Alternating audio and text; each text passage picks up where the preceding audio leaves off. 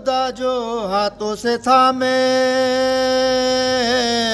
تھے اپنا سر، خود دونوں کونیوں سے ٹپکتا تھا خاک پر، بھاگا جو ابن ملجم میں ملعو نے بصیرت پکڑا اسے علی کے محبوب نے دوڑ کر، لائے جو ہاتھ باندھ کے مولا کے سامنے، قاتل پہ مسکرا کے نظر کی امام نے، فرمایا میں نے کون سی کی تھی تیری خطا، پاداش نے کی یوں کی ہی ہے جہاں میں کیا میں برا امام تھا اے بانی جفا، رویا جو سر جھکا کے تو مولا نے یہ کہا، اس درد میں بھی سب کے مرض کی دوا ہے، ہم باندھو نہ اس کے ہاتھ کے مشکل کشا ہے ہاتھ، لائے پسر جو گھر میں تو غش تھے امام پاک، کرتے تھے آہ آہ آواز دردناک، چہرہ لہو میں تر تھا بہت تک جبی پہ خاک، زہرا کی بیٹیوں نے اڑائی سروں پہ خاک، دیکھا جو سر کا زخم جسم تھا ٹھہرا گیا، گشا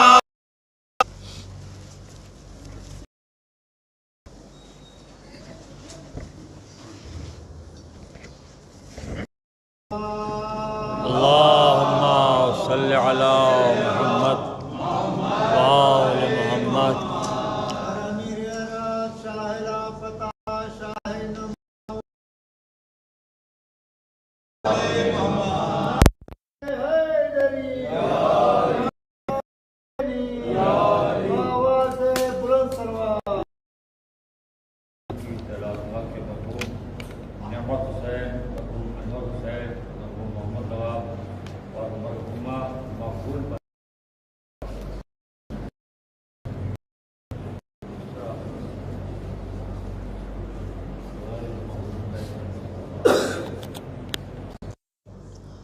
اللہ الصمد، بسم اللہ الرحمن الرحیم، واللہ احد اللہ الصمد، لم یلد ولم یولد، واللہ احد اللہ الصمد، لم یلد ولم یولد،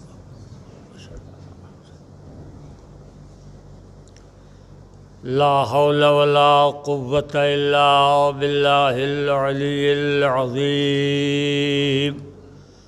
اعوذ باللہ من الشیطان اللعین الرجیم، بسم اللہ الرحمن الرحیم، الحمد للہ رب العالمین، والعاقبۃ لأہل التقوی والیقین، والجنة للموحدين، والنار للملحدين، والصلاة والسلام على النبي الأمي العربي القرشي المكي المدني الهاشمي الطهي الطهامي السراج المضيء والكوكب الدري صاحب الوقار والسكينة المدفون بأرض المدينة، والعبد المؤيد ورسول المسدد المحمود الأحمد، مولانا أبي القاسم محمد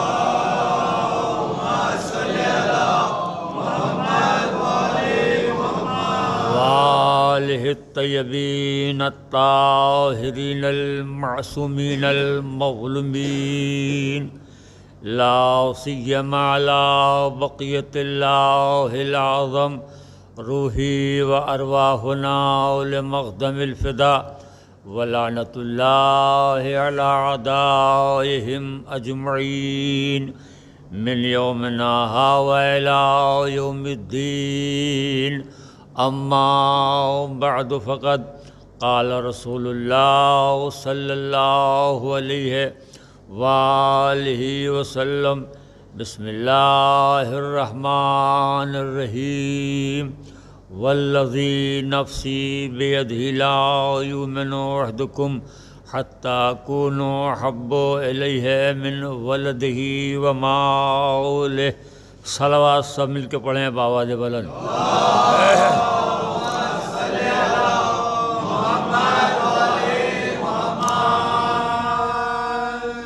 وہ رسول جو محبوب پروردگار ہے، وہ رسول جو نبیوں کا تاجدار ہے، وہ رسول جو رسولوں کا سردار ہے، وہ رسول جو غریبوں کا غمگسار ہے، وہ رسول جو آقائے نامدار ہے، وہ رسول جو نور الانوار ہے، وہ رسول جو سر الاسرار ہے۔ ارشاد فرما رہا ہے کہ والذی نفسی بیدہ لا یؤمن احدکم حتی اکون احب الیہ من ولدہ ومالہ۔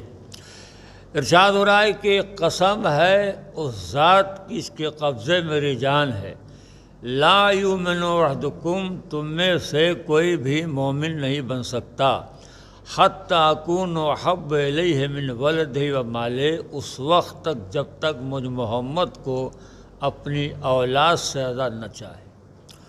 مومن بس وہ ہے، مومن صرف وہ ہے، مومن فقط وہ ہے جو مجھ محمد کو اپنی اولاد سے زیادہ چاہے۔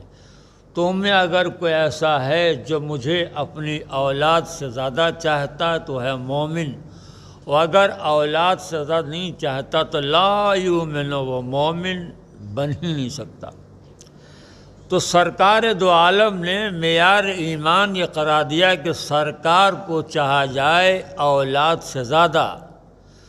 فرماتے ہیں کہ قسم ہے اس ذات کی اس کے قبضے میری جان ہے، تم میں سے کوئی بھی مومن نہیں بن سکتا کب تک کا اس وقت جب تک مجھ محمد کو اپنی اولاد سے زیادہ نہ چاہے۔ مومن تو بس وہ ہے، مومن تو صرف وہ ہے جو مجھے اپنی اولاد سے زیادہ چاہتا ہے۔ اگر تم میں کوئی ایسا ہے جو مجھے اپنی اولاد سے زیادہ چاہتا ہے تو ہے مومن، اور اگر نہیں چاہتا تو لا یؤمن، وہ مومن بن ہی نہیں سکتا۔ حدیث میں نے پڑھ دی، ترجمہ میں نے کر دیا۔ مومنین سوچ رہے ہیں کہ آخر یہ کہنا کیا چاہتے ہیں۔ دیکھیں یہ حدیث وابستہ ہے عالم اسلام کی مشہور ترین کتاب سے، اس کتاب کو صحیح مسلم کہتے ہیں، اور صحیح مسلم کی پہچان یہ ہے کہ وہ صحیح مسلم کے بات کو مانے۔ اگر کوئی صحیح مسلم کی بات کو نہیں مانتا تو دو باتوں میں سے ایک بات یقیناً ہے، یا تو وہ صحیح مسلم نہیں یا تو یہ صحیح مسلم نہیں ہے۔ اب سرکار نے کیا فرمایا؟ قسم ہے اس ذات اس کے قبضے میری جان ہے، تم میں کوئی بھی مومن نہیں بن سکتا کب تک کا اس وقت جب تک مجھے اپنی اولاد سے نہ چاہے۔ مومن تو بس وہ ہے جو مجھے اپنی اولاد سے زیادہ ہے۔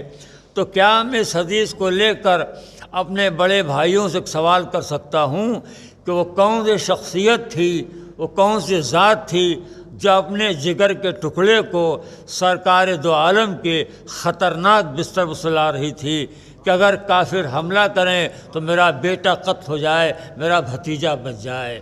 وہ شخصیت کون تھی، وہ ذات کون تھی جو اپنی اولاد کو سرکار دو عالم کے خطرناک بستر پر سلا رہی تھی کہ اگر کافر حملہ کریں تو میرا بیٹا قتل ہو جائے، میرا بھتیجا بچ جائے۔ معاف کرنا مسلمانوں، یہ علی ابو طالب کے جگر کے ٹکڑے تھے کہ کسی پڑوسی سے لے کے پالا نہیں تھا۔ صلوات پڑھیے محمد اور آل محمد۔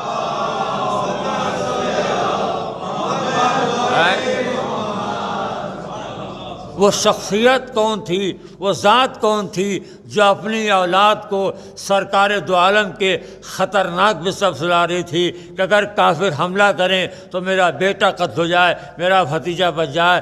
اب ایک جملہ میں بڑی تیزی کے ساتھ کہہ گزار جاؤں گا، سمجھنا آپ کا کام ہے۔ یہ بھی عجیب دنیا ہے جو اپنے جگر کے ٹکڑے کو سرکار دو عالم کے خطرناک بستر پر سلائے، اسے تو کافر کہتی ہے، اور جو سرکار کو کفار کے نرغے میں چھوڑ کے چلا جائے۔ صلوات پڑھیے محمد اور آل محمد۔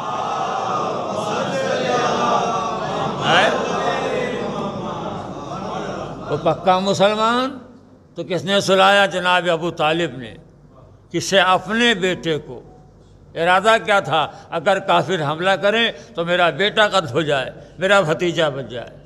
کتنی راتیں؟ ایک رات نہیں، ایک ماہ نہیں، ایک سال نہیں، متواتر 3 سال تک۔ اگر آپ حساب کریں گے تو 1000 راتیں بنتی ہیں۔ ارادہ کیا تھا؟ اگر کافر حملہ کریں تو میرا بیٹا قتل ہو جائے، میرا بھتیجا بچ جائے۔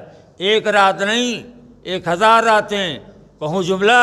بولے کہ مجمع ابراہیم کا بیٹا اسماعیل ایک مرتبہ چھری کے نیچے آیا تو باپ کہلایا خلیل اللہ، کے نیچے آیا تو باپ کہلایا خلیل اللہ، بیٹا کہلایا مرتبہ۔ تو اب اگر دنیا سمجھنا چاہتی ہے، یہاں سمجھے، ایک جذبہ ابراہیم کو 1000 سے ضرب دے دو، حاصل ضرب کا نام ابو طالب ملے گا۔ صلوات پڑھیے محمد اور آل محمد۔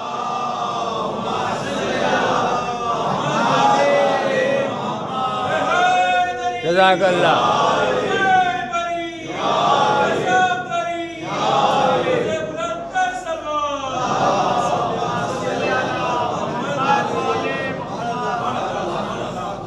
ارادہ یہی تو تھا،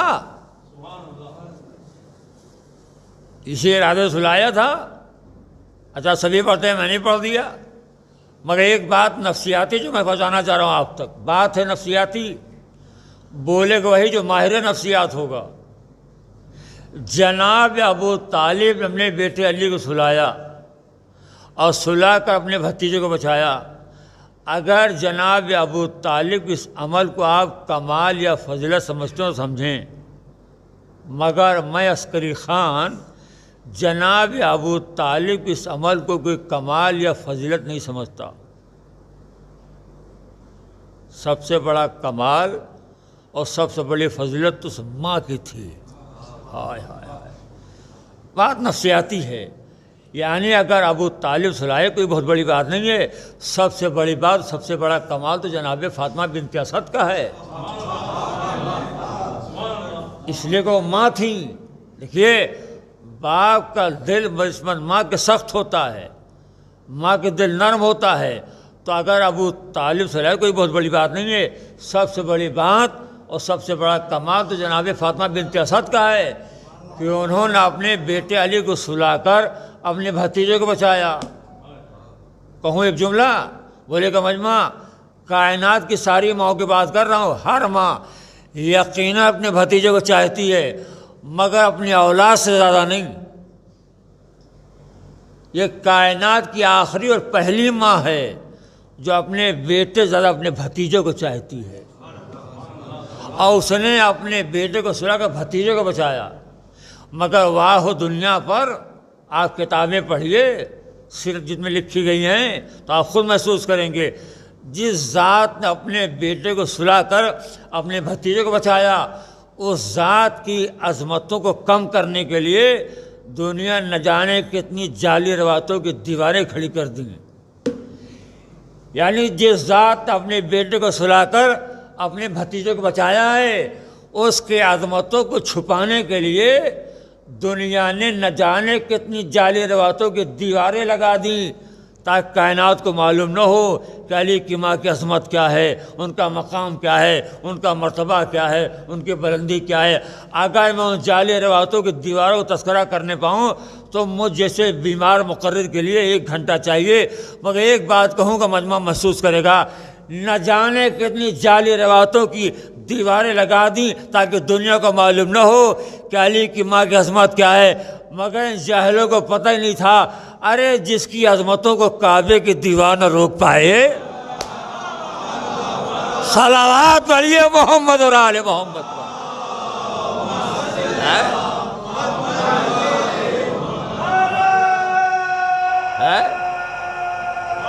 جزاک اللہ۔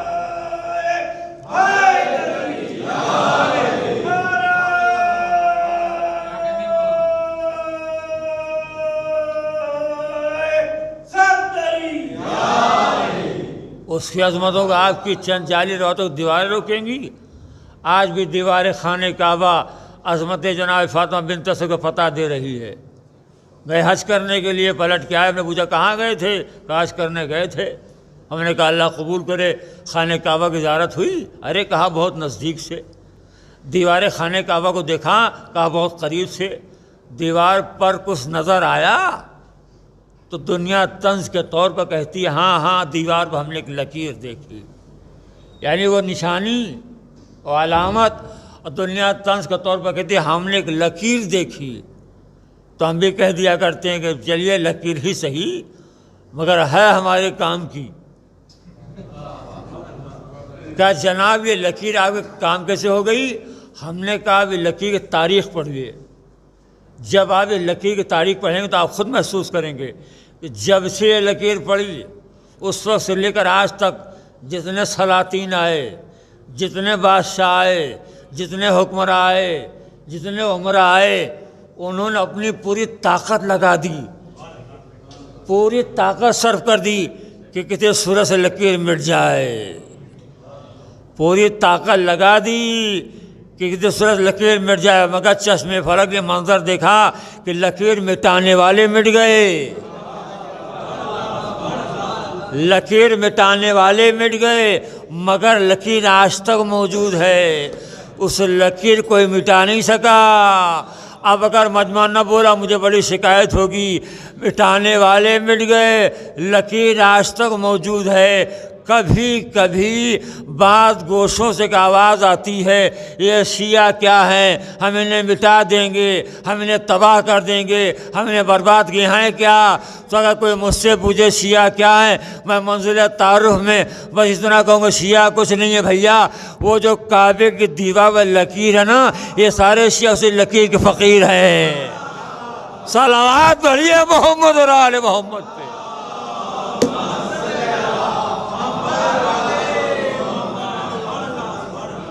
ہماری ایک لکیر تم سے مٹتی نہیں، تو جو اس لکیر کے فقیر ہوں، تو کیا فرمایا سرکار نے؟ قسم ہے اس ذات کی جس کے قبضے میری جان ہے، تم میں کوئی مومن نہیں بن سکتا کب تک کا اس وقت مجھے اپنی اولاد سزا نہ چاہے۔ چلیے مجمع بیتار ایک کم صحیح، ایک حدیث اور پڑھتا ہوں، مگر ایک سلوات ذرا زوردار پڑھیے آپ آواز، تھوڑا آگے آ جائیں، تھوڑا آگے آ جائیں۔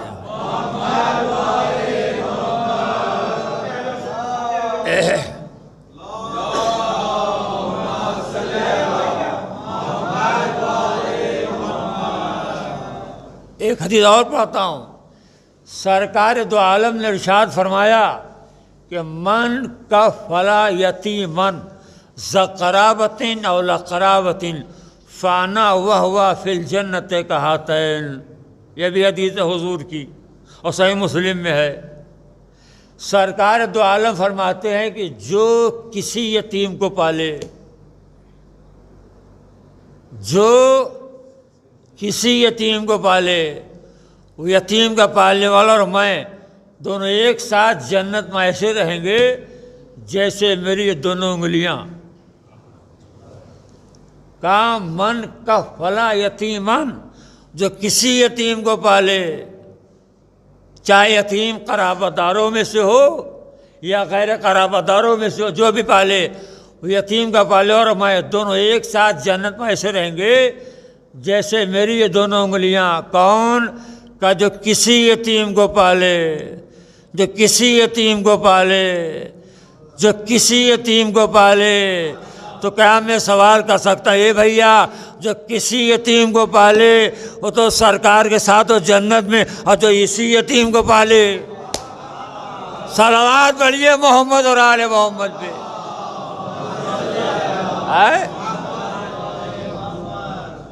کیوں بھلا عقل اس الزام پہ حیران نہیں؟ کیوں بھلا عقل اس الزام پہ حیران نہیں کہ کل ایما کا پدر صاحب ایمان نہیں؟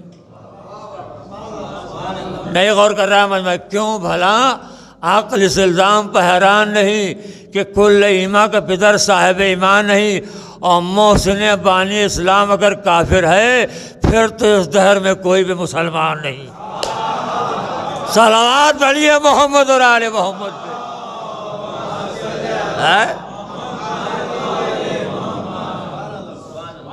مگر جسے دیکھیے جب موقع مل گیا، جب اسٹیج ہاتھ آ گیا، جب مجمع پکڑ میں آ گیا، جب مائک مل گیا، ڈاڑیاں ہلا ہلا کے پڑھتے ہیں کافر تھے، کلمہ نہیں پڑھا تھا، کلمہ نہیں پڑھا تھا، کلمہ نہیں پڑھا تھا۔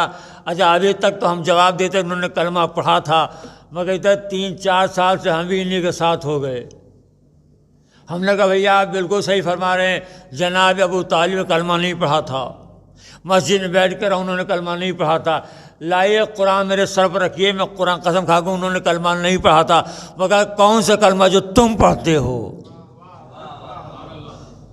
انہوں نے وہ کلمہ پڑھا جو ہم پڑھتے ہیں، مگر جسے دیکھے کافر۔ اچھا معاملہ اب بڑا عجیب مسئلہ ہے، اب تو عالم یہ ہے میرے خاموش سامعین کہ معاملہ جناب ابو طالب تک نہیں رہ گیا، اب تو لوگ ہمیں آپ کو بھی کافر کہنے لگے۔ یہ شیعہ کیا ہیں کا کافر ہیں، ٹھیک ہے مجمع مختصر ہو مگر سننے والا ہو تو بھیڑ سے بہتر ہے۔ اب معاملہ ابو طالب تک نہیں رہ گیا، اب دنیا ہمیں آپ کو بھی کافر کہنے لگی۔ یہ شیعہ کیا ہیں کا کافر ہیں، یہ شیعہ کیا ہیں کا کافر ہیں، تو معاملہ صرف جناب ابو طالب تک نہیں رہ گیا، اب دنیا ہمیں آپ کو بھی کافر کہنے لگی۔ اب اگر اس جملے پر ظرف محبت چھلک نہ جائے تو فضائل پڑھنے کا فائدہ کیا؟ معاملہ ابو طالب تک نہیں رہ گیا، اب دنیا ہمیں آپ کو بھی کافر کہنے لگی۔ تو جب دنیا ہمیں آپ کو کافر کہے تو ناراض نہ ہمیں ہونا چاہیے نہ آپ کو ہونا چاہیے، بلکہ میں تو کہتا ہوں خدا کا شکر ہے کہ 1400 سال کے بعد صحیح انہیں معلوم تو ہو گیا کہ ہم دونوں کا مذہب ایک ہے۔ صلوات پڑھیے محمد اور آل محمد۔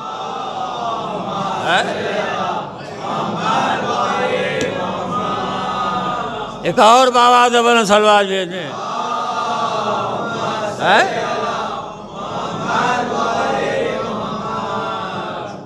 آپ کو معلوم تو ہو گیا کہ ہم دونوں کا مذہب ایک ہے۔ اچھا عجیب معاملہ ہے بھائی، چلیے جناب ابو طالب آپ کافر کہنے کلمہ نہیں پڑھا تھا، ہم تو پڑھتے ہیں، تھوڑا ہوں ہاں کرتے رہیے بھائی، ہم تو پڑھتے ہیں۔ یہ عجیب معاملہ ہے، آپ ہمیں کافر کیوں کہتے ہیں؟ وہاں تو آپ نے لکھ دیا کہ صاحب کلمہ نہیں پڑھا تھا، مگر ہم تو پڑھتے ہیں کلمہ، آپ ہمیں کافر کیوں کہتے ہیں؟ نماز آپ بھی پڑھتے ہیں، نمازیں ہم بھی پڑھتے ہیں۔ ماہ رمضان میں آپ روزہ رکھتے تو ہم کوئی ماہ شوال میں رکھتے، ہم بھی ماہ رمضانی میں روزہ رکھتے ہیں۔ حج کرنے آپ بھی جاتے ہیں، حج کرنے ہم بھی جاتے ہیں۔ خانہ کعبہ کا طواف بھی کرتے ہیں، خانہ کعبہ تو ہم بھی کرتے ہیں۔ صفا و مروہ کے درمیان آپ نے صحیح کی، وہیں ہم نے بھی صحیح کی۔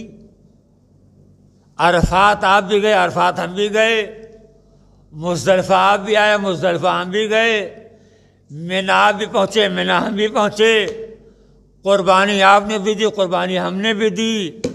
سر آپ نے منڈائے، سر ہم نے بھی منڈائے۔ اور 3 شیطانوں کو آپ نے پتھر مارے تو انہیں تینوں کو ہم نے بھی مارے۔ 3 شیطانوں کو آپ نے پتھر مارے تو انہیں 3 شیطانوں کو ہم نے پتھر مارے۔ ایک جملہ کہوں مگر مجھے معلوم مجمع نہیں بولے گا، کہتے ہیں کہ اس لیے کافر ہیں کہ انہوں نے قرآن بدل دیا، اما بکتے ہو ہم نے تمہارے شیطان تک تو بدلے نہیں۔ صلوات پڑھیے محمد اور آل محمد پہ۔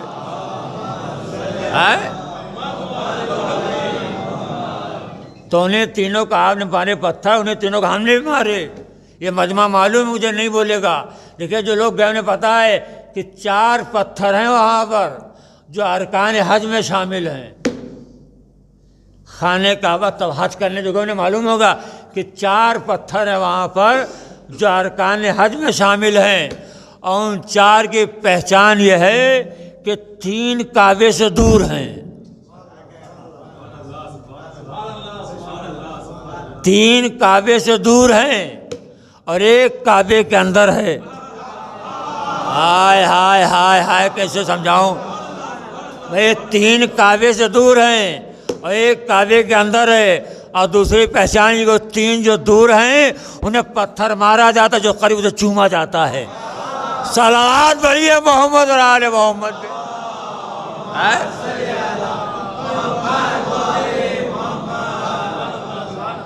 تو بھیا نماز آپ بھی نماز ہم بھی، روزہ آپ بھی روزہ ہم بھی، حج آپ بھی حج ہم بھی، یہی سب کچھ کر کے آپ ہو گئے مسلمان، ہم ہو گئے کافر۔ یہی سب کچھ کر کے آپ ہو گئے مسلمان اور ہم ہو گئے کافر۔ سبب بتائیے آپ ہمیں کافر کیوں کہتے ہیں؟ وجہ بتائیے آپ ہمیں کافر کیوں کہتے ہیں؟ علت بتائیے آپ ہمیں کافر کیوں کہتے ہیں؟ اچھا اگر آپ نہیں بتاتے چلیے میں خود ہی بتا دیتا ہوں۔ دنیا ہمیں کافر اس لیے کہتی ہے کہ چونکہ ہم نے دامن مولا علی کو نہیں چھوڑا۔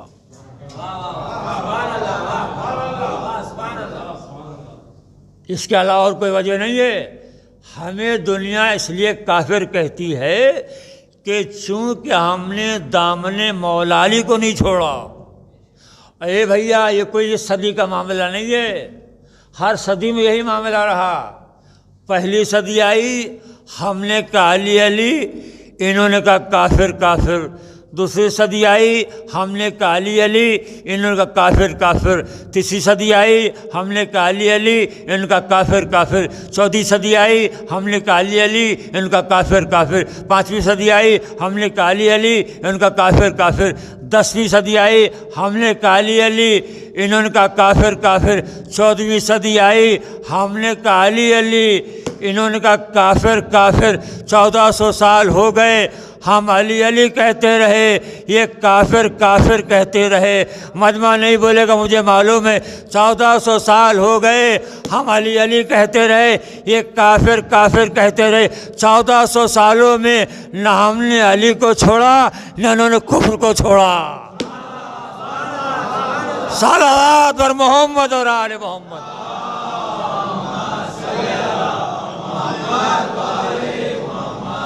ایک اور سلوات بھیجے بآواز بلند۔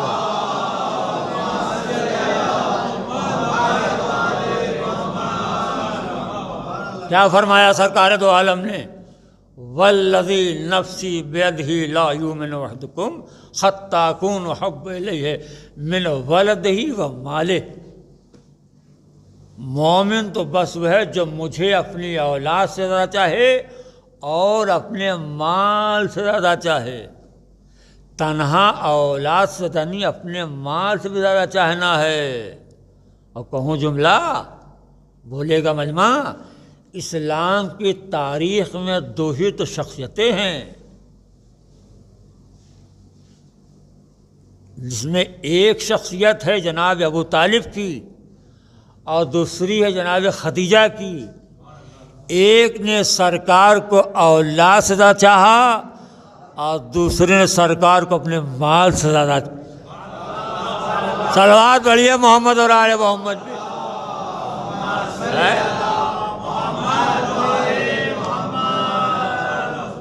ایک نے اپنے مال سے زیادہ چاہا اور دوسرے نے اپنی اولاد۔ جس نے اولاد چاہا اس ذات کا نام ابو طالب ہے، اور جس نے اپنے مال سے زیادہ چاہا اس ذات کا نام ہے خدیجۃ الکبریٰ۔ 10 رمضان، مگر واہ ہو دنیا پر، نہ جناب ابو طالب کو بخشا اور نہ جناب خدیجہ کو۔ وہاں کہہ دیا ایمان نہیں لائے تھے، اور جناب خدیجہ کے بارے میں کیا کیا کہا جاتا ہے؟ اگر میں بیان کرنے پاؤں تو مجھ جیسے جاہل مولوی کے لیے 3 گھنٹہ چاہیے۔ پہلی بات جو دنیا جناب خدیجہ کے بارے میں کہتی ہے وہ یہ کہتی ہے کہ ان کا عقد جب ہوا تھا پیغمبر کے ساتھ وہ 40 برس کی تھیں۔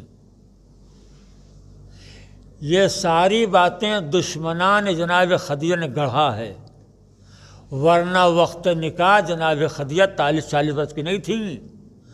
معصومین سے پوچھا گیا کتنے سال کی تھیں تو کہا 28 برس یا 29 برس۔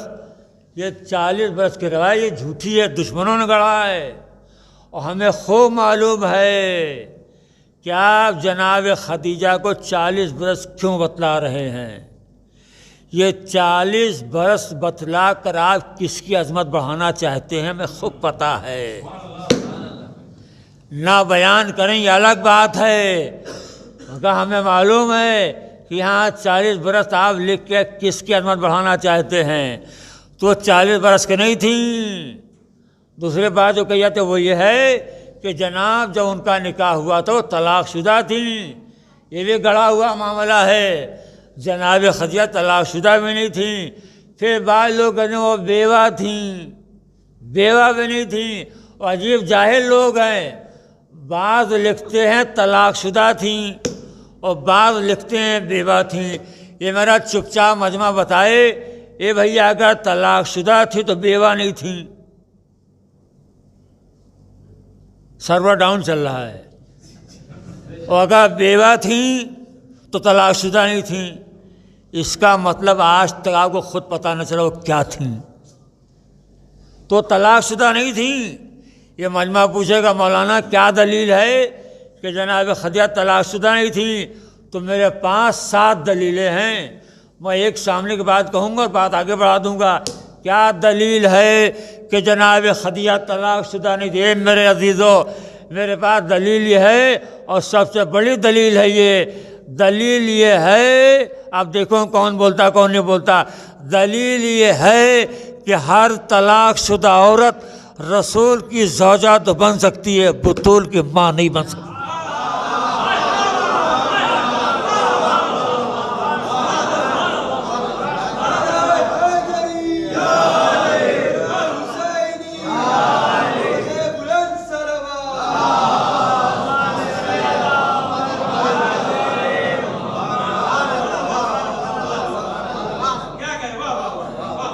یہی بہت بڑی بات ہے کہ خدیجہ نام ہے شہزادی زہرا کے ماں کا، جناب فاطمہ کی ماں، اور طلاق شدہ تو نہ وہ طلاق شدہ تھیں، نہ 40 برس کی تھیں، اور نہ تو بیوہ تھیں۔ مگر جسے دیکھیے جب قلم مل گیا، جب ممبر مل گیا، جب اسٹیج ہاتھ آ گیا، بیوہ تھیں بیوہ تھیں بیوہ تھیں، سنتے سنتے کان پک گئے کہ بیوہ تھیں۔ تو ہم نے بھی جواب ڈھونڈ نکالا۔ اب اگر میری بات مجمع سمجھ گیا تو میں کمرے میں جا کے 2 رکعت نماز پڑھوں گا شکرانے کی، اگر سمجھ گیا، نہ سمجھا میری بات نماز بچ جائے گی۔ جسے دیکھیے خدیجہ بیوہ تھیں، خدیجہ بیوہ تھیں، خالص مولائی مجمع بیٹھا ہوا ہے، انشاءاللہ قدر کرے گا۔ جب موقع مل گیا ڈاڑیاں ہلا ہلا کے بیوہ تھیں بیوہ تھیں۔ اے مولانا صاحب اس بات پر تو آپ بڑا زور دیتے ہیں کہ خدیجہ بیوہ تھیں خدیجہ بیوہ تھیں، اس پر کیوں نہیں غور کرتے کہ ازواج پیغمبر میں خدیجہ ایک ایسی زوجہ تھیں جنہیں شوہر کنوارا ملا۔ ارے صلوات پڑھیے محمد اور آل محمد پر۔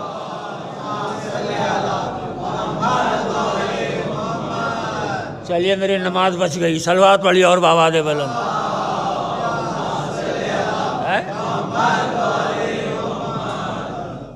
میرے عزیزو نہ وہ بیوہ تھیں نہ طلاق شدہ۔ دیکھیے ایک بالکل سامنے کی بات عرض کرنے جا رہا ہوں، میں ازواج پیغمبر میں ہر زوجہ کی قدر کرتا ہوں، ہمیں کوئی عداوت تھوڑی ہے کسی سے، مگر حقائق کا بیان کرنا جرم بھی نہیں ہے۔ ازواج پیغمبر میں ہر زوجہ کو میں ام المومنین کہتا ہوں، مگر جناب خدیجہ کو میں کبھی ام المومنین نہیں کہتا۔ ابھی میرا عقیدہ ہے، کتاب میں نہ ڈھونڈیے گا، میں ازواج پیغمبر میں ہر زوجہ کو سرکار دو عالم کے ام المومنین کہتا ہوں، مگر میں جناب خدیجہ کو ام المومنین کبھی نہیں کہتا۔ کیوں نہیں کہتا؟ سبب سنیے۔ اس لیے نہیں کہتا کہ ام المومنین تو حضور کی ان بیویوں کہا جاتا ہے جن کی اپنی کوئی اولاد نہ تھی۔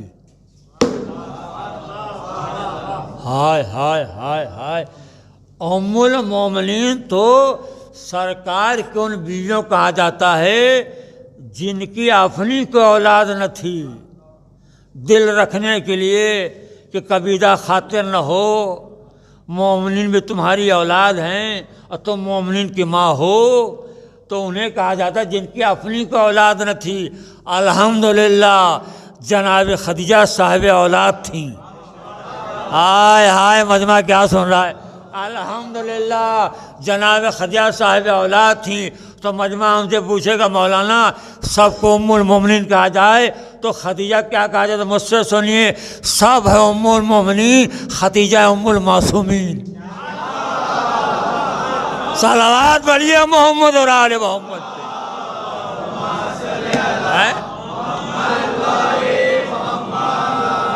ایک اور بابا سے بولو صلوات بھیجے۔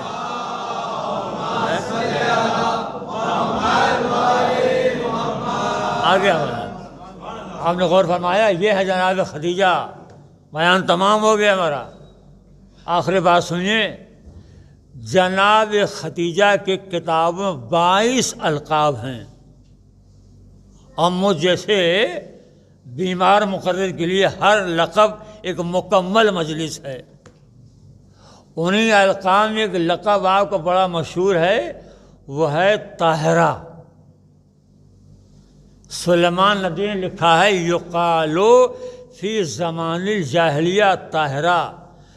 خدیجہ اس زوج بیوی کا نام ہے جس کو زمانے جاہلیت میں طاہرہ کہا جاتا تھا۔ اب یہ زمانے جاہلیت کے لیے بڑا وقت چاہیے بیان کرنے کے لیے کہ زمانے جاہلیت کا مطلب کیا ہے۔ مختصر یہ ہے کہ زمانے جاہلیت کہا جاتا ہے کفر کے زمانے کو۔ جس زمانے میں اسلام نہیں آیا تھا اس زمانے کو زمانے کفر کہا جاتا ہے۔ تو کیا کہا سلیمان ندوی نے؟ یقالو فی زمان الجاہلیہ طاہرہ۔ خدیجہ اس زوجہ کا نام ہے جسے زمانے کفر میں طاہرہ کہا جاتا تھا۔ زمانے کفر میں طاہرہ کہا جاتا تھا۔ یہ میرا خاموش مجمع ذرا ہمیں بتائے، جس کی ماں کا لقب زمانے کفر میں طاہرہ ہو، جس کی ماں کا لقب زمانے کفر میں طاہرہ ہو، اگر اللہ اسی کی بیٹی کو مرکز آیت تطہیر بنا دے، صلوات پڑھیے محمد اور آل محمد۔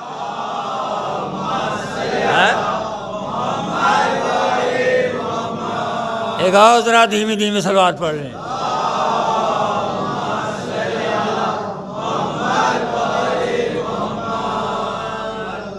یہ ہے جناب خدیجہ۔ 10 رمضان گزر گئی اور بہت سے القاب ہیں۔ مولانا تشریف لے ایک لقب اور سناؤں گا، نہ آئے ہوتے مجلس تمام کر دیتا۔ ایک لقب آپ کا اور ام الیتام،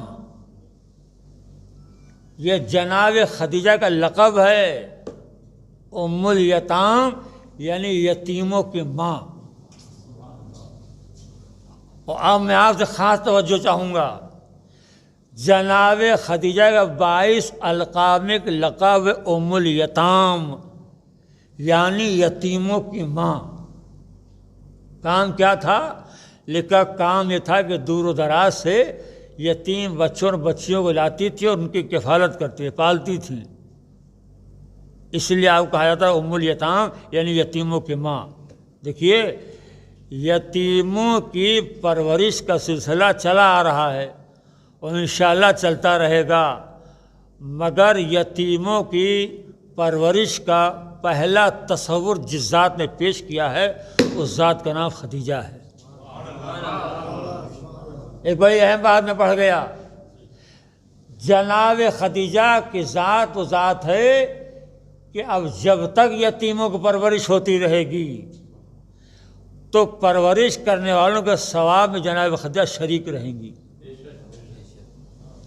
اس لیے کہ آغاز جناب خدیجہ تو ہوا ہے، اسی لیے کہا ام الیتام یعنی یتیموں کی ماں۔ بس بات تمام ہو گئی۔ دیکھیے یتیموں کو دو طرح کے لوگ پالتے ہیں، کچھ ہوتے ہیں کم ظرف، کچھ ہوتے ہیں باظرف، پالتے دونوں ہیں، مگر جب کم ظرف پالتا ہے تو یتیم پل جاتے ہیں، احساس یتیمی ظاہر نہیں ہوتا۔ یہ پالنے والا کم ظرف ہے، ہر موڑ پر، ہر لمحہ، ہر ساتھ، ہر آن، ہر گھنٹہ، ہر دن، ہر مہینہ ایسا دلاتا رہتا ہم نے پالا، ہم نے پالا، ہم نے پالا۔ یہ پالنے والا کم ظرف ہے، لیکن اگر کوئی باظرف پالے تو یتیم پل جاتے ہیں، احساس یتیمی نہیں ہوتا۔ اب آپ کو میں کیسے سمجھاؤں، بیمار آدمی یتیم پل جاتے ہیں، احساس یتیمی نہیں ہوتا۔ اور جن بچوں یا بچیوں کو خدیجہ جیسی اعلیٰ ظرف پالے، آپ بولے گا وہی جس کی نگاہ تاریخ پہ ہوگی، جن بچوں یا بچیوں کو خدیجہ جیسی اعلیٰ ظرف پالے تو ہم نے تاریخ میں یہی منظر دیکھا کہ بچیوں کو لے آئیں، پالا پوسا بڑا کیا، شادی بیاہ کر کے رخصت کر دیا، آج تک مولویوں کو پتہ نہ چلا وہ اس کی اپنی بیٹیاں یہ پالی ہوئی تھیں۔ صلوات پڑھیے محمد اور آل محمد پر۔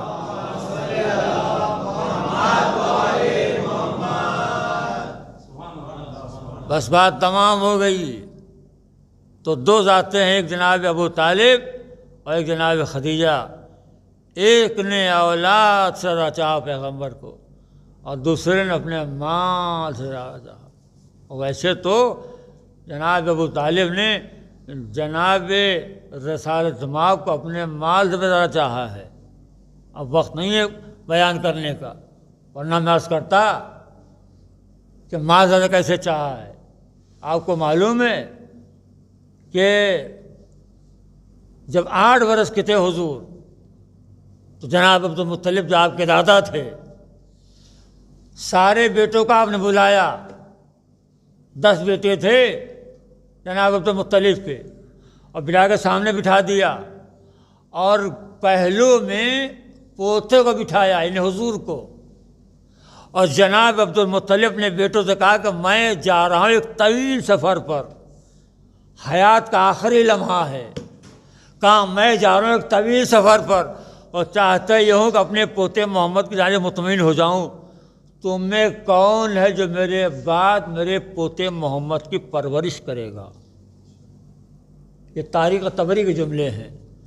کہا میں جا رہا ہوں ایک لمبے سفر پر اور چاہتا یہ ہوں کہ اپنے پوتے محمد جانب مطمئن ہو جاؤں، تم میں کون ہے جو میرے بعد میرے پوتے محمد کی کفالت کرے گا؟ تو لکھا سارے بیٹوں کے درمیان سے ایک بیٹا کھڑا ہو گیا جس کا نام لکھا ہے تاریخ نے ابو طالب۔ کہتا ہے کہ بابا جان ویسے میرا بھتیجا محمد بڑا ذہین ہے، مگر بہتر یہ ہے کہ آپ اس سے پوچھ لیں یہ آپ کے بعد کس کے پاس رہنا پسند کرے گا؟ کاش مجمع بیدار ہوتا۔ کہ اس سے آپ پوچھ لیں کہ آپ کے بعد کس کے پاس رہنا پسند کرے گا؟ اب دادا پوچھے گا پوتے سے، میرے لال محمد یہ بتاؤ کہ تمہاری پسند کا نام کیا ہے؟ تو ایک بار حضور نے کہا دادا جان اگر آپ مجھ سے معلوم کرنا چاہ رہے ہیں میں کس کے پاس رہنا پسند کروں گا تو میں رہنا پسند کروں گا اپنے چچا ابو طالب کے پاس۔ ہائے ہائے ہائے ہائے ہائے، نہیں مجمع نے غور نہیں کیا۔ دادا نے پوچھا اے بیٹا محمد یہ بتا تیرے پسند کا نام کیا ہے؟ تو سرکار نے کہا میری پسند کا نام ہے ابو طالب۔ اے مسلمانوں، اب یہ نہ کہنا کہ ابو طالب محمد کا چچا کا نام ہے۔ ابو طالب محمد کا چچا کا نام نہیں ہے، ابو طالب محمد کے پسند کا نام ہے۔ اور جو ابو طالب کافر کہہ رہا ہے وہ ابو طالب کافر نہیں کہہ رہا ہے، وہ محمد کے پسند کافر کہہ رہا ہے۔ اور جو محمد کے پسند کافر کہے وہ سب کچھ ہو سکتا ہے، مسلمان نہیں ہو سکتا۔ صلوات پڑھیے محمد علی محمد۔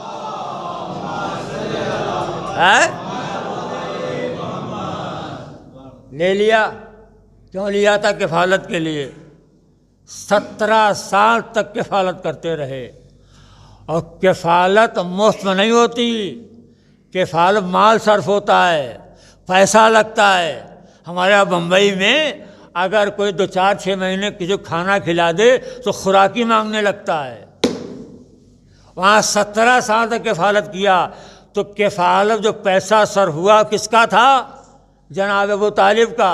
ذرا جوڑتے رہیے گا، جناب ابو طالب 17 سال تک پالا، اور پرورش جو مال صرف ہوا جناب ابو طالب کا تھا۔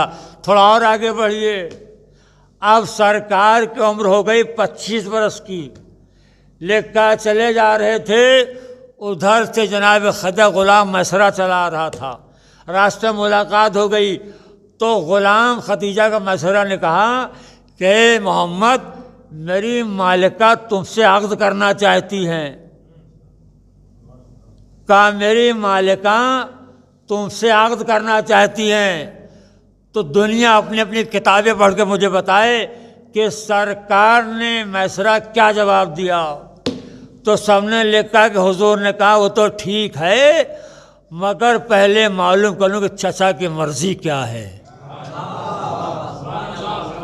اب میں سوتے مجموع کا بیمار آدمی جگا نہیں سکتا ہوں۔ کہا پہلے معلوم کر لوں کہ چچا کی مرضی کیا ہے۔ کیا کہا؟ میری مالکہ تم سے عقد کرنا چاہتی ہیں۔ تو حضور نے کہا وہ تو ٹھیک ہے، مگر پہلے معلوم کر لوں چچا کی مرضی کیا ہے۔ آئے حضور چچا کے پاس اور کہا چچا جان آج خواجہ غلام میسرہ ملا تھا، بیٹا کیا کہہ رہا تھا؟ کہہ رہا تھا میری مالکہ تم سے عقد کرنا چاہتی ہیں۔ تو یہ بیٹا تم نے کیا جواب دیا؟ کہا چچا میں نے کہا وہ تو ٹھیک ہے، مگر پہلے معلوم کر لوں چچا کی مرضی کیا ہے۔ چچا کی مرضی کیا ہے؟ تو جناب ابو طالب مسکرائے اور کہا بیٹا مرضی تو میری بھی یہی ہے، کتنا ختیجت ہو جائے۔ ایک جملہ کہوں گا اور آپ کے ذہن کا امتحان ہوگا کہ آپ سمجھے یا نہیں سمجھے۔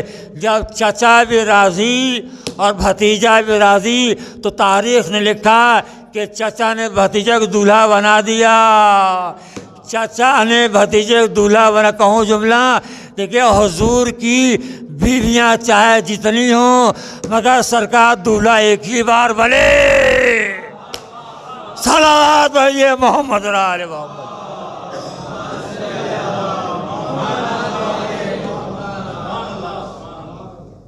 ایک ہی بار بنے تو بنا دیا دولہا۔ بارات پہنچ گئی۔ جب بارات پہنچتی ہے، بات سمیٹ رہا ہوں، بیان تو بڑا لمبا ہے، تو سب سے پہلا معاملہ آتا ہے مہر کا۔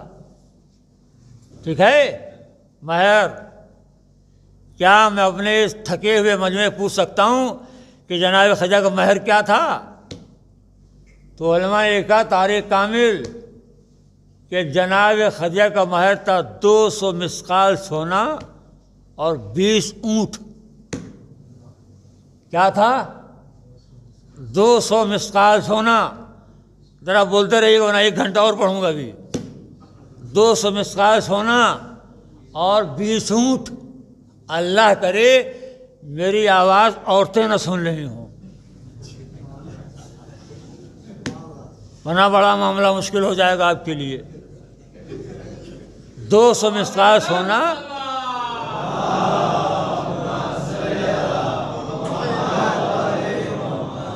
اللہ جو کل جو مجلس ہوئی تھکی ہوئی، اس سے لوگ سمجھ گئے کہ مولانا کے پاس کچھ ہے وہ نہیں، اسی لیے آج آیا نہیں مجمع۔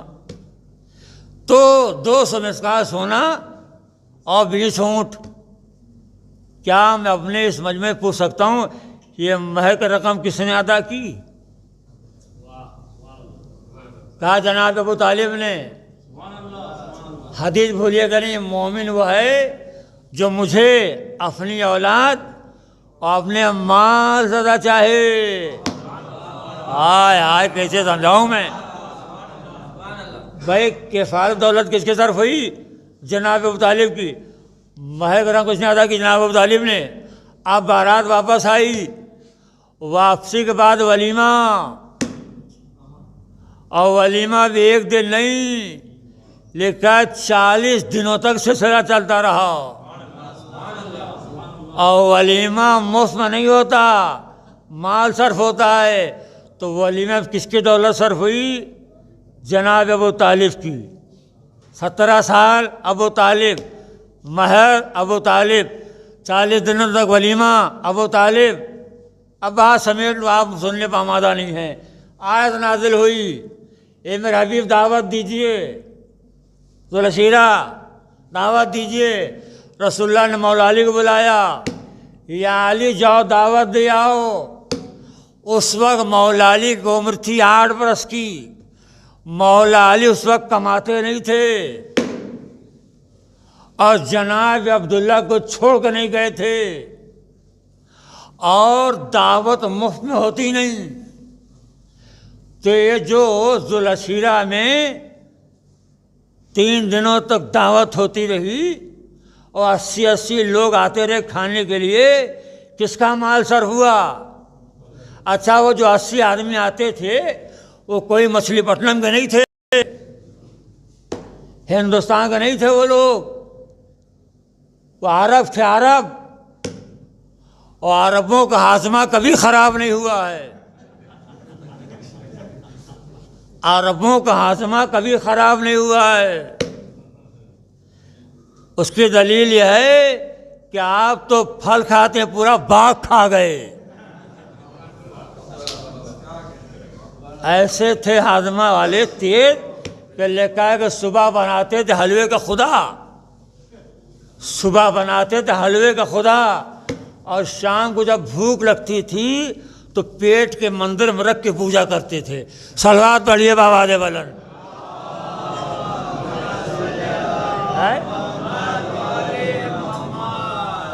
تو یہ 3 دنوں دعوت ہوتی رہی، کس کا پیسہ سر ہوا؟ جناب ابو طالب کا۔ آدھے گھنٹے کے بعد اور ہے، مگر سب میں نے چھوڑ دیا۔ اب اگر مجمع میری بات سمجھ گیا تو کل انشاءاللہ ولایت پڑھوں گا، اور اگر نہ سمجھا تو جیسے آج پڑھا وہی کل پڑھوں گا۔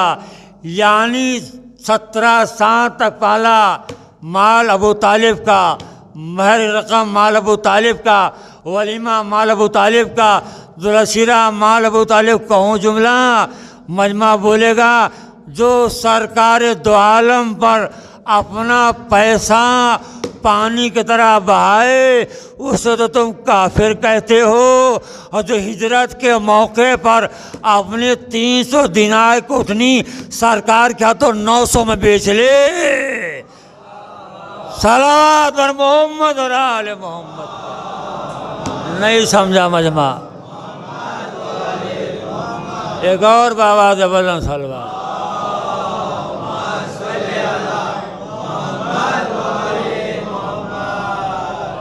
ابھی آپ سمجھائیے گا کہ 300 دینار کی اٹھنی 900 میں کس نے بیچا پیغمبر کے ہاتھوں؟ میرے پاس وقت تمام ہو گیا۔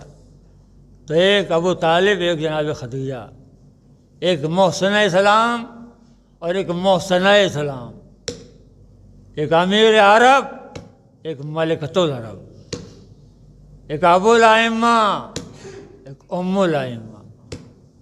ان کا احسان اسلام پر۔ بس بات تمام ہو گئی، چند فقرے مصائب بھی پڑھوں گا میں۔ میرے عزیزو، اسلام کی رگوں میں اگر لہو تو صرف ابو طالب کا۔ اسلام کے رگوں میں اگر لہو ہے تو یہ لفظ صرف میں نے جان بوجھ کر کہا ہے۔ اگر اسلام کے رگوں میں لہو ہے تو صرف ابو طالب کا، بس ابو طالب کا۔ فقط ابو طالب کا۔ کبھی موقع ملے تو جو کربلا میں 18 بنی ہاشم شہید ہوئے ہیں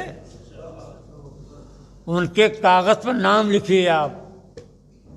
جب آپ نام لکھیں گے تو آخر میں ہر نام کے آگے آپ کو ابو طالب ملے گا۔ حسین ابن ابو طالب، ابن علی ابن ابو طالب، اکبر بن حسین بن علی بن ابو طالب، قاسم بن حسن بن علی بن ابو طالب، علی اصغر بن حسین بن علی بن ابو طالب۔ ہر نام کے آگے آپ کو ابو طالب ملے گا۔ گھر اجڑ گیا جناب ابو طالب کا، تم کو تو اسلام مفت میں مل گیا۔ اور آج کی شب کتنی مصیبت ناک شب ہے۔ آج کی رات یقین جانے رونے کی رات ہے، شب گریہ ہے۔ آج آپ کو پرسہ دینا ہے رسول اللہ کو ان کے داماد مولا علی کا۔ آج آپ کو پرسہ دینا ہے اپنے آخری امام کو جو پردے غیب میں ہے۔ میرے عزیزو، کل آپ نے کی خدمت میں نے عرض کیا تھا اور آج سارا دن آپ مجلسیں سنتے رہے اور ابھی بھی مجلس ہو رہی تو آپ نے سنا ہوگا کہ میرا مولا آخری افطار اپنی بیٹی ام کلثوم کے ہاں لا کے بیٹی نے افطار کے سامان میں 2 جو کی روٹیاں اور نمک کا پیالہ اور دودھ رکھ دیا۔ مولا علی نے دودھ کا پیالہ اٹھوا دیا اور چند لقمے آپ نے افطار کیے تھے۔ ایک بار حجرے میں گئے اور مصلی عبادت پر اور پھر بعد صحن میں آئے اور ایک بار آسمان کی جانب دیکھا اور دیکھ کہتے انا للہ و انا الیہ راجعون۔ بیٹی تڑپ اٹھی، بابا یہ کیسے کلمات آپ دہرا رہے ہیں؟ کہا بیٹی تیرے بابا نے آج خواب دیکھا ہے۔ بابا کیسا خواب؟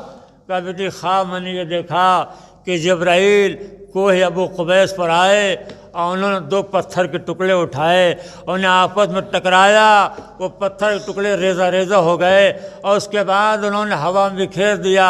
اے بیٹی میں نے دیکھا کہ وہ پتھر کے ریزے مدینہ اور مکہ کوفے کے ہر گھر میں پہنچے۔ بابا اس خواب کی تعبیر کیا ہے؟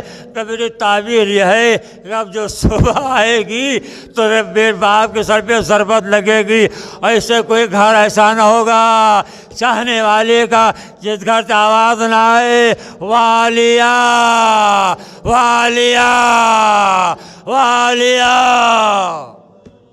آواز گریہ بلند ہے۔ اللہ ان آپ کو اپنی رحمتیں نازل فرمائے۔ اے ارباب اعضاء، امام کے سر پہ ضربت لگی، شہزادے زخمی باپ کو اٹھا کے لے آئے، عزاداروں چاہنے والے پیچھے پیچھے والیا والیا والیا کرتے کرتے امام نے کہا بھیا بیٹا انہیں رخصت کر دو۔ بابا کیوں؟ کہا اس لیے کہ جب تمہاری بہنیں دیکھیں گی اس عالم میں تو ان سے برداشت نہ ہوگا اور یہ برداشت نہیں کر سکتا، اس کے رونے کی آواز نامحرم کانوں میں جائے۔ اے مولا فریاد آج آپ کو اتنا گوارا نہیں، ارے بیٹی رونے کی آواز چاہنے والوں کانوں میں جائے۔ ہاں یہی کوفہ آپ کے بیٹیاں بے مقنا و چادر منادی کی ندا، یہ علی کے بیٹیاں، یہ نبی کے نواسیاں، رو لیجئے۔ اللہ ان کو اپنی رحمتیں نازل فرمائے۔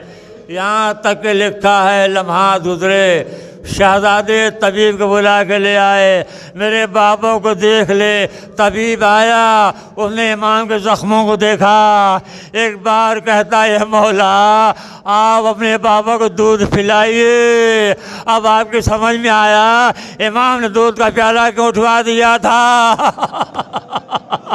ارے جب طبیب نے کہا دودھ کا پیالہ اور یہ خبر کوفے میں پہنچی تو لکھا جن یتیموں کو امام پالتے تھے وہ سارے یتیم امام کے دروازے پر آئے، ہر ایک ہاتھ میں دودھ کا پیالہ، اے مولا اپنے حصے کا دودھ اپنے مولا کو رو لیجیے۔ اے ارباب اعضا، یہاں تک کہ امام کے ہاتھوں میں دودھ کا پیالہ، وہ ایک بار امام نے کیا محسوس کیا، ایک کسی گوشے سے کسی کراہنے کی آواز آ رہی ہے۔ امام نے کہا بیٹا حسن یہ کون ہے، کس کے کراہنے کی آواز ہے؟ تو امام حسن نے کہا بابا یہ آپ کے چاہنے والوں نے ابن ملجم گرفتار کر لیا ہے۔ کہا بیٹا مجھے دیکھنے دو۔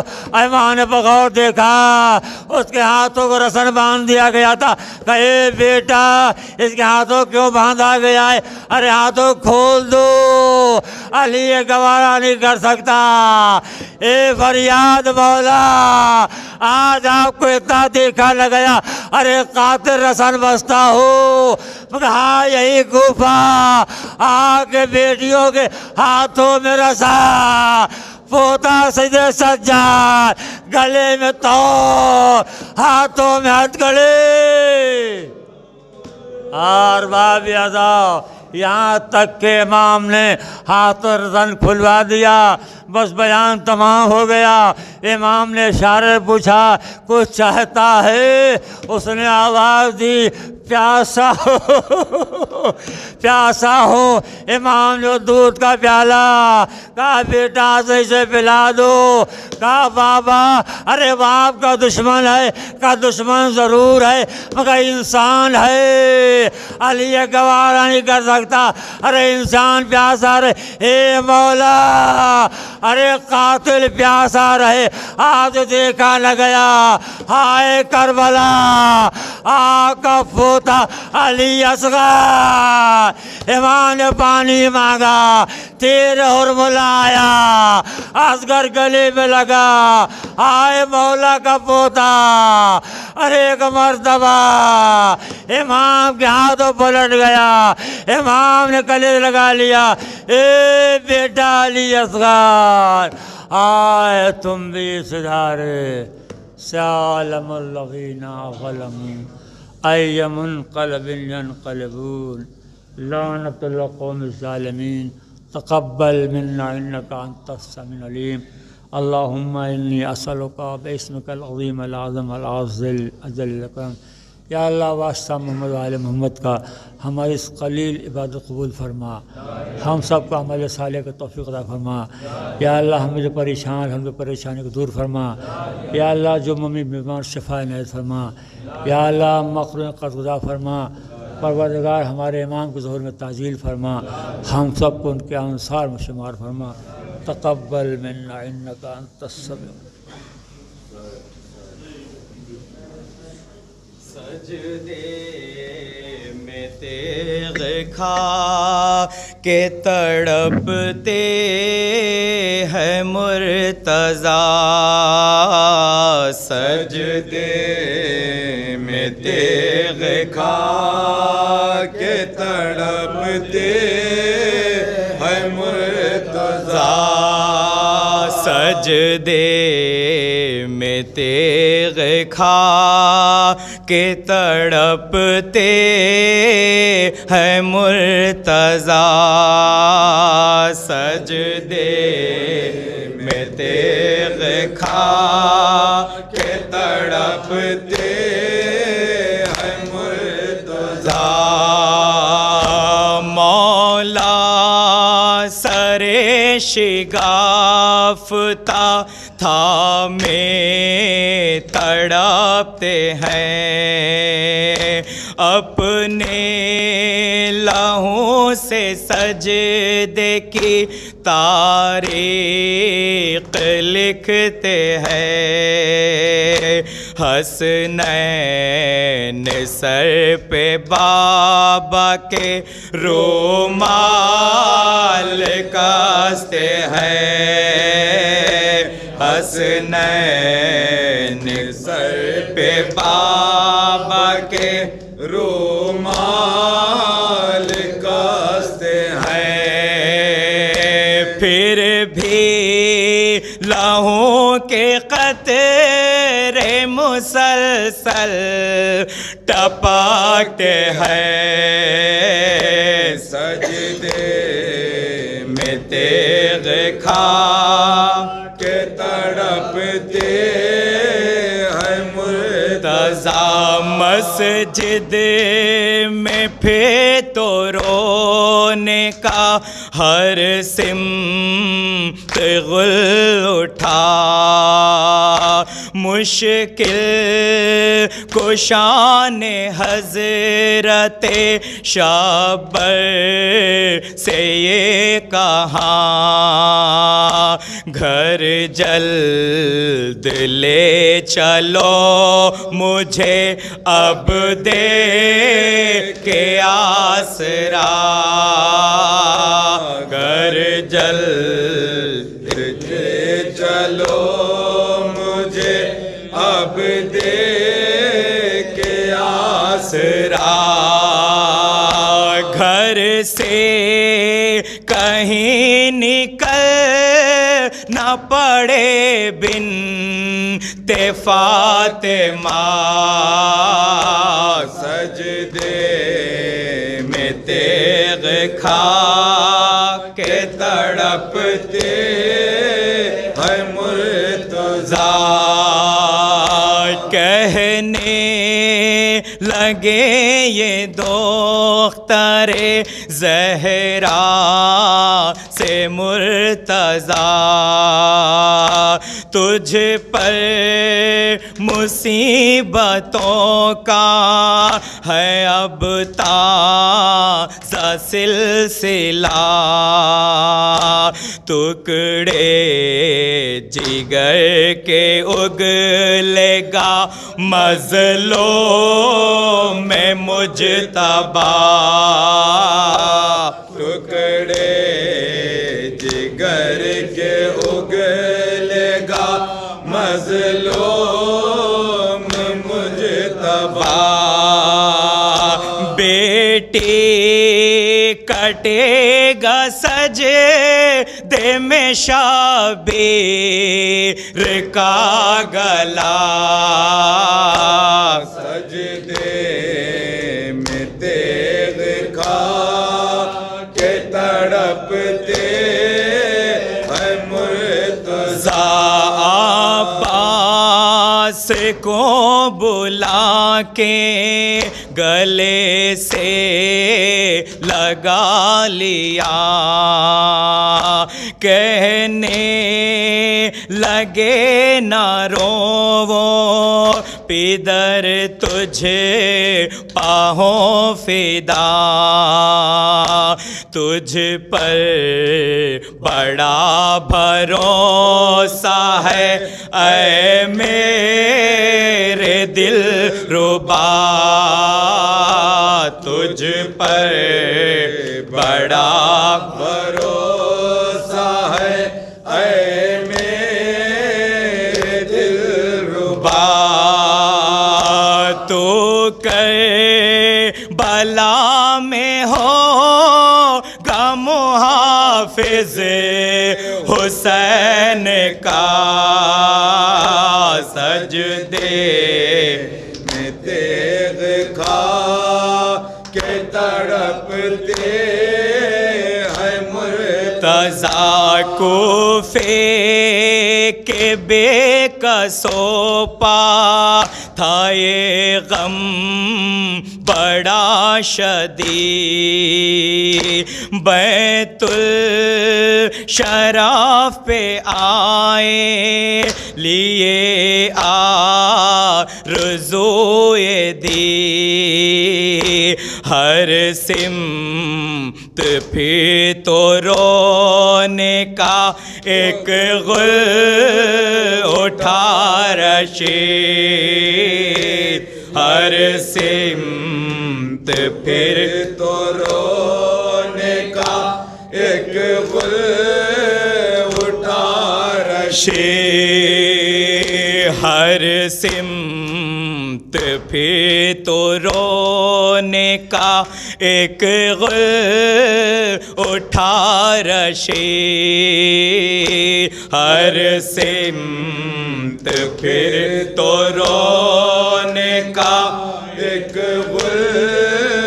اٹھا رشے اللہ کے مہینے میں مولا ہوئے شہید سجدے میں تیغ کھا کے تڑپتے ہیں مرتضیٰ سجدے میں تیغ کھا کے تڑپتے ہیں مرتضیٰ حسین امام حسین حسین امام حسین یا علی مولا یا علی مولا حسین حسین السلام علیکم ابن رسول اللہ السلام علیکم ابن عامر المومنین ابن سید الوسین السلام علیکم ابن فاطمہ الزہرا سیدتی نساء العالمین السلام علیکم ابو الفضل العباس خمر بنی ہاشم افضل الشہداء ابن امیر المومنین السلام علیکم احسان زہرا بنت امیر المومنین السلام علیکم سفینہ بنت الحسین السلام علیکم جمع شہداء بحر کربلا ورحمۃ اللہ وبرکاتہ السلام علیکم یا غریب الغرباء السلام علیکم منزل المغرا السلام علیکم شمس شموس انیس النفوس السلام علیکم یا ایاح المدفون وبارزتوس السلام علیکم موعظ شیخ وزوار فی ام الجزا السلطان یا احمد حسن یا علی ابن موسی الرضا السلام علیکم معصومہ فاطمہ قم ورحمۃ اللہ وبرکاتہ السلام علیکم سیدی مہدی آخر الزمان الامان الامان الامان السلام علیکم شریک القرآن السلام علیکم مظہر الایمان السلام علیکم امام انس والجان السلام علیکم دافع ظلم الرضوان السلام علیکم قائم آل محمد اجل اللہ تعالی فرجہ الہی آمین اللہ تعالی مفجب و ظہورہ الہی آمین نوانکم انصارکم ورحمۃ اللہ وبرکاتہ اللہم صلی علی محمد و آل